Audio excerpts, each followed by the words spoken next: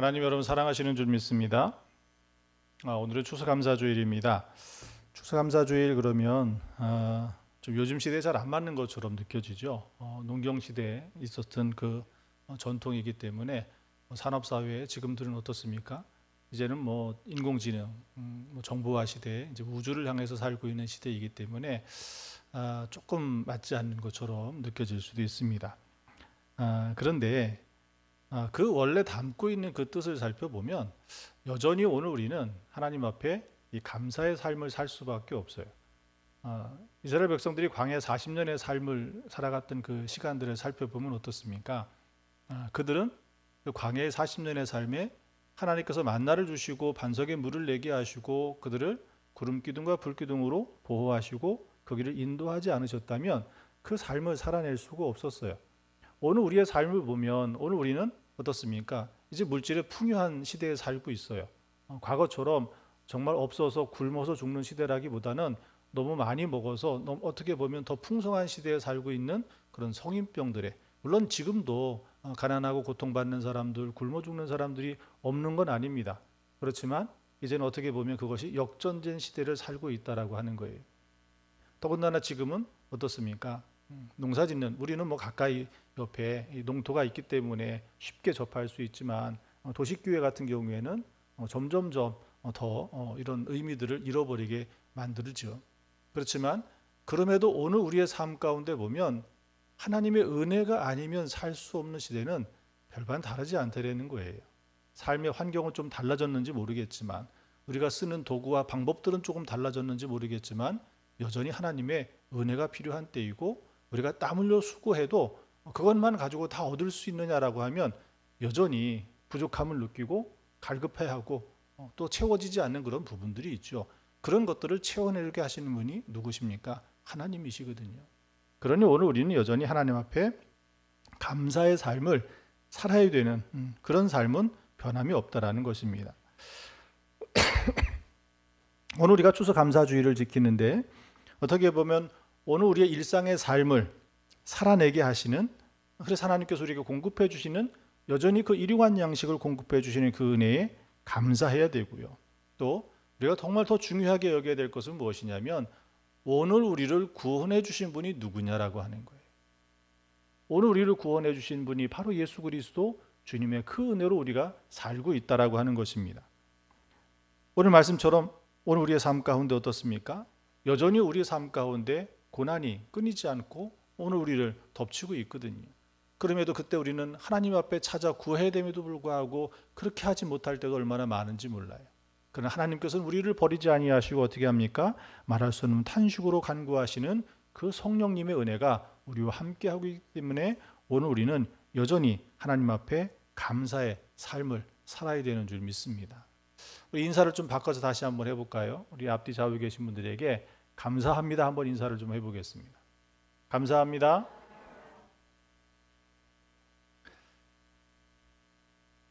물론 우리가 이 감사합니다라고 할 때 우선 조건이 붙을 때 있죠. 나에게 이렇게 해줘가지고 고맙습니다. 내가 이걸 받아서 감사합니다. 그렇게 말을 할 수도 있지만 그러나 어떤 면에서는 그 앞에 어떤 수식어를 붙이지 않아도 그냥 감사합니다. 그 한마디로 어떻게 보면 그 모든 것을 다 덮어낼 수 있는 말이 이 감사합니다라는 인사인 것 같습니다. 자, 근데 한번 제가 여러분 다시 한번 물을게요. 여러분 그러면 그 감사하는 삶을 지금 살고 계십니까? 시원치 않아요.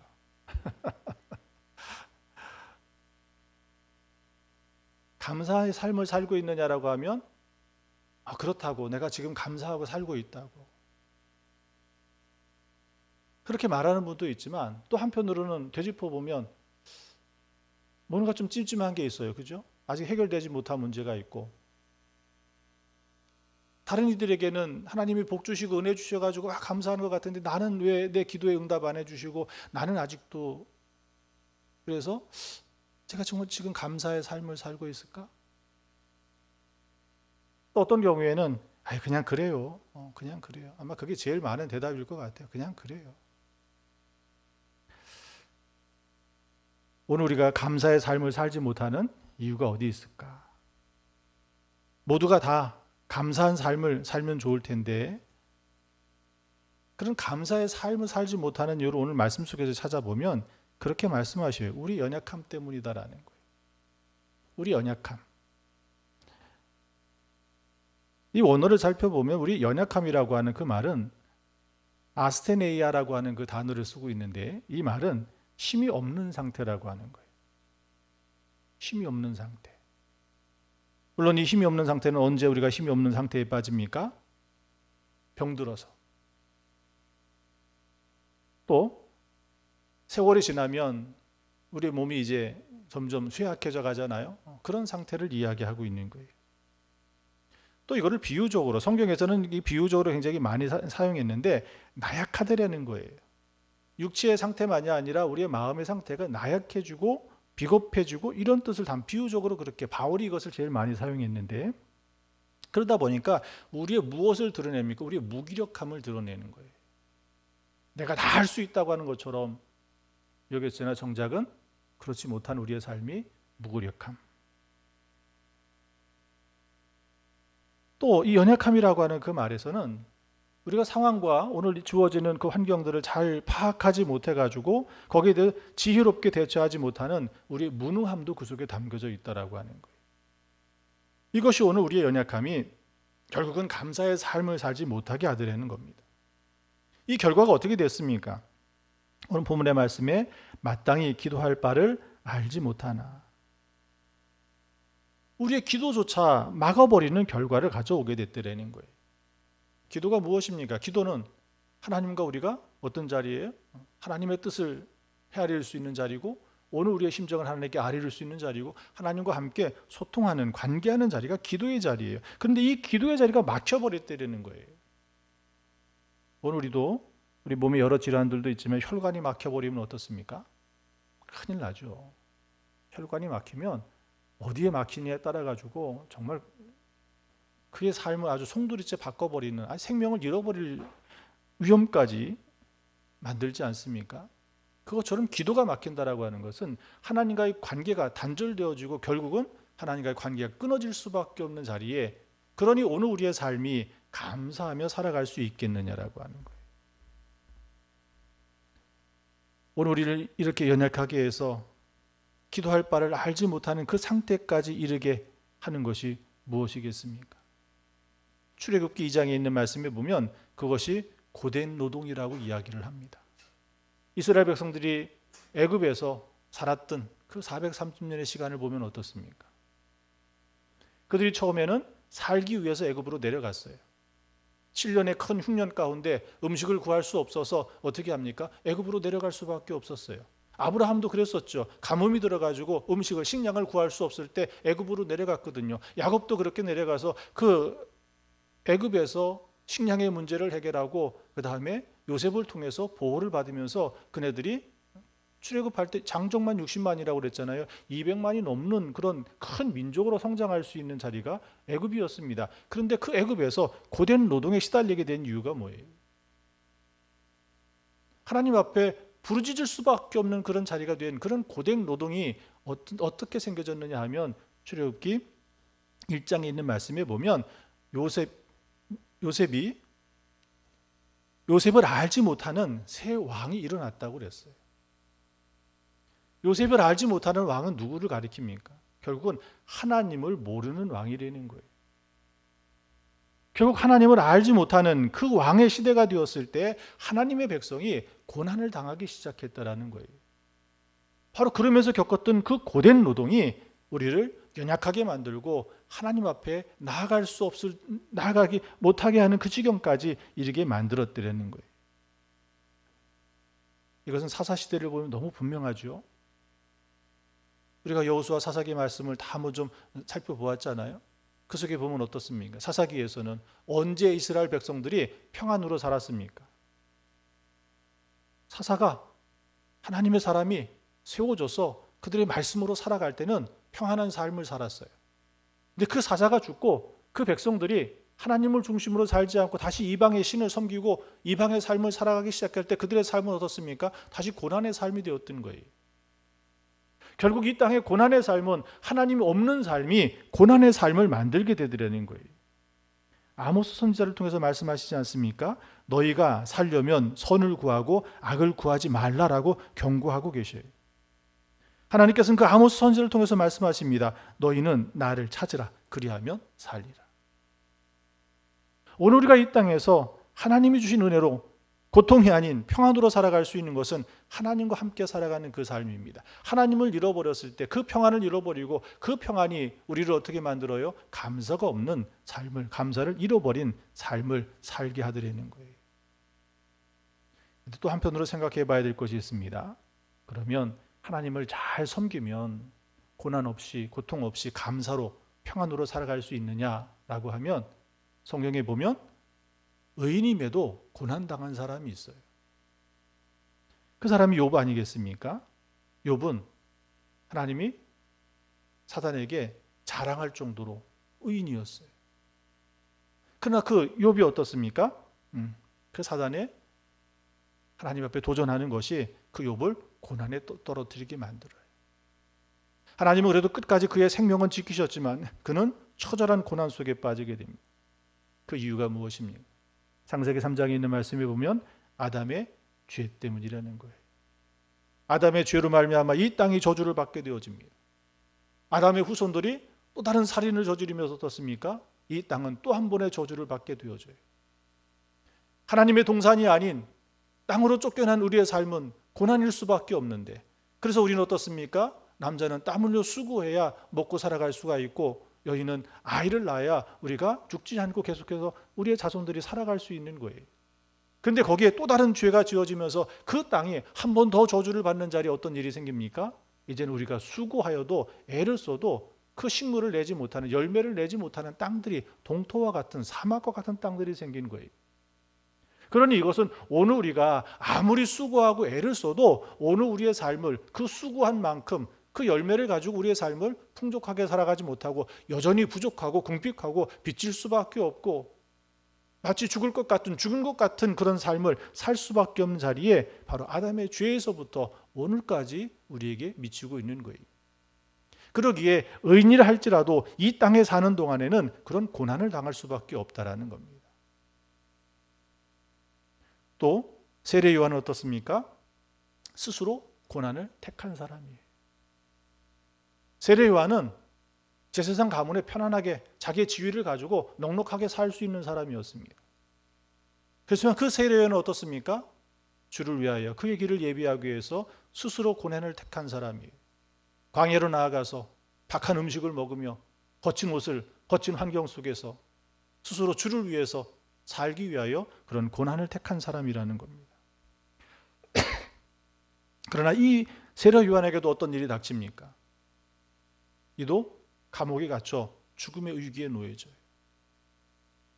스스로 고난을 택했음에도 불구하고 그가 그런 또 한 번의 절박한 위기에 처했을 때 이의 연약함은 드러나지 않습니까? 그동안 굳건히 지키고 있었던 그 믿음마저도 그의 제자들을 보내서 오실 그이가 당신이라고 주님을 의심하는 자리에 서지 않습니다. 오늘 우리는 이와 같이 세상이 아담의 범죄로 의인도 스스로 고난을 택해 들어간 그 자리 속에서도 우리의 연약함이 드러날 수밖에 없었다라는 것입니다.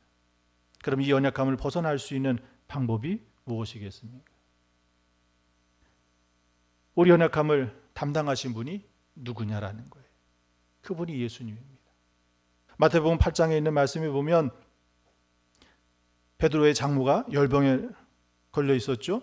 그것을 고쳐내시고 귀신 들린 자를 귀신을 쫓아내고 병든 자를 고치시는 주님의 그 사역이 기록되어져 있습니다. 우리의 연약함을 담당하신 분이 누구시냐라는 거예요. 예수 그리스도입니다. 오늘 우리가 이 땅을 살아가는데 우리 연약함을 담당하실 분은 바로 예수 그리스도예요. 그 주님을 의지할 때 우리 연약함을 그 주님께서 우리를 온전케 하시고 오늘 우리의 삶을 다시 감사의 삶으로 살아갈 수 있는 믿음의 자리로 우리를 이끌어 주시는 줄 믿습니다. 선지자 이사야를 통해서 하신 말씀이 무엇입니까? 우리 연약함을 친히 담당하시고 병을 짊어지셨다라는 그 주님의 모습을 우리에게 드러내고 있지 않습니까?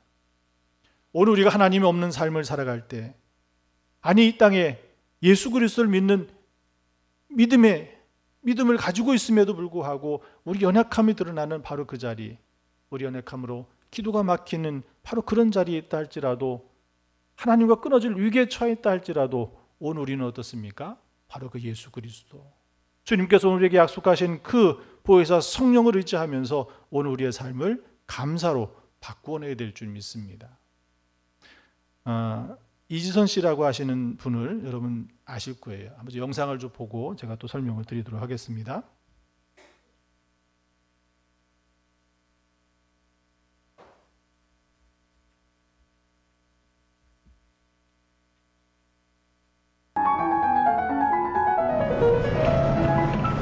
(2000년 7월 30일) 밤에 일어난 일이었습니다. 대학 4학년이었던 지선이는 학교로 내리러 온 오빠의 차를 타고 집으로 가고 있는 중이었습니다. 오빠, 내일은 친구도 만나야 되고 성가대 연습도 있고 할 게 너무 많다. 지선아, 너 시험시험해. 어디서 사고 났나 보네? 그러게? 지선아! 지선아! 지선아! 눈을 불러주세요! 구급차! 구급차!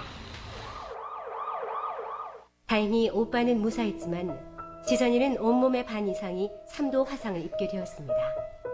처음엔 살 가망이 없어 보였습니다. 사고 후 7개월 동안 무려 11번의 대수술. 지선은 처음엔 딱지가 떨어지면 원래의 얼굴로 돌아갈 줄 알았습니다. 그러나 더 이상 곱던 예전의 얼굴은 찾을 수가 없었습니다. 솔직히요, 내가 기운만 있으면, 팔만 뻗을 수 있으면 이거 다 뽑고 그냥 천국 가고 싶다고 생각할 만큼 참 고통스러웠던 순간이었는데요. 지금 저 사진 보면서요, 내가 이렇게 기계에 의존하지 않아도 너무나 자연스럽게 숨쉬고 있다는 사실, 감사하게 해주는 사진이에요. 그리고 고생했지만 일본에서 돌아올 때 제 모습은요, 이렇게 똑바로 서서 사람들하고 눈 마주치고 이야기할 수 있게 됐고요. 그리고 고개를 들면 하늘을 볼 수 있는 은혜를 저에게 허락해 주셨어요. 그러던 어느 날 저희 엄마가 이렇게 사는 거 사람 사는 거 같지 않다고, 우리 하루에 한 가지씩 감사할 거리 찾자고 그러셨어요. 눈에 보이는 것이 다 나빠지는 것만 같고 불평할 거리 같았는데요. 또 찾으니까 감사할 게 있더라고요. 제가 처음으로 제 발로 걸어서 화장실 갔던 날, 그날은 그거 감사하고요. 이 손으로 숟가락 잡고 처음 밥 넣었던 날, 그날은 그거 감사하고, 환자복 단추구멍 처음 채울 수 있었던 날, 그날은 그거 감사했어요. 지금 생각하면 뭐 그렇게 감사했을까 싶기도 한데요. 그 말도 안 되는 감사를 드렸던 제 입술과 제 마음에 진통제는 결코 줄 수 없었던 평안이 찾아오기 시작했어요.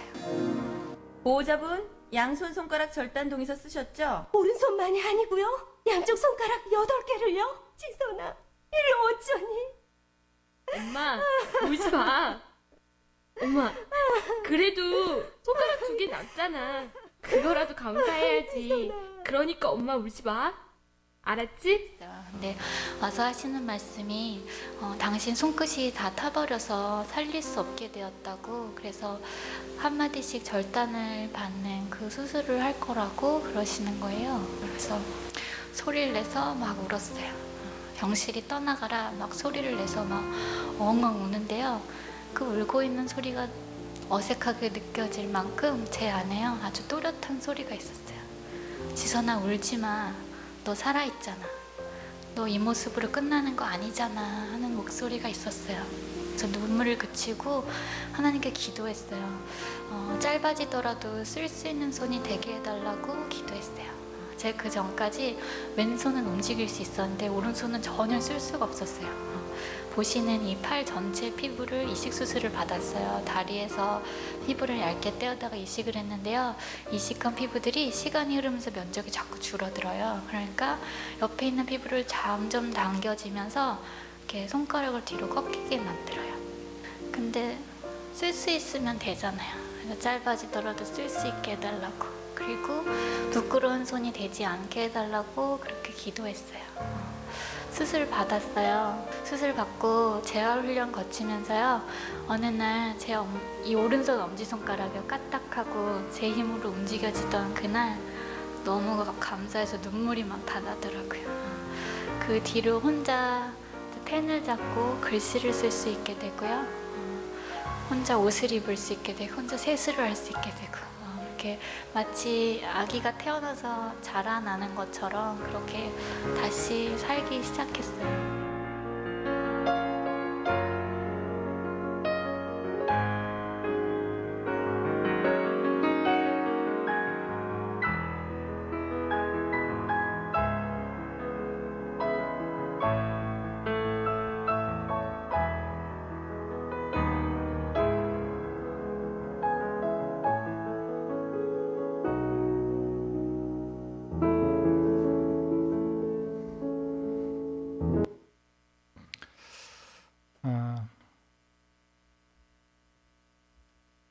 이전 씨가 감사 고백하고 있는 것이 무엇 때문에 저가 고백할 수 있었을까요? 오늘 저의 감사는 저 속에 예수 그리스도 주님이 계시기 때문에 그래요.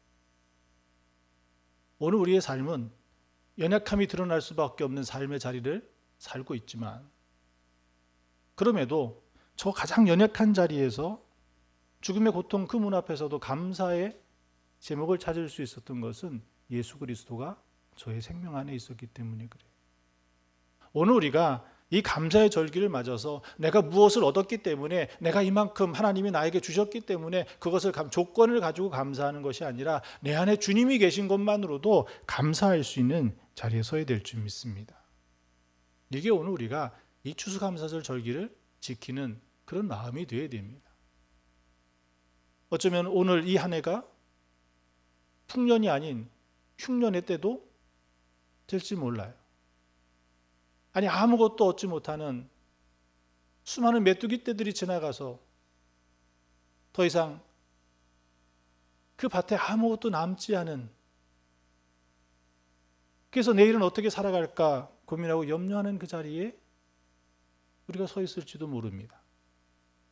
그럼에도 오늘 우리는 감사해야 되는 것이 그 하나님께서 구약에서 말씀한 선지자를 통해서 말씀하셨던 그 하나님의 음성을 들어보면 무엇입니까? 하나님은 끊임없이 우리의 하나님 되시기를 원하셨던 거예요.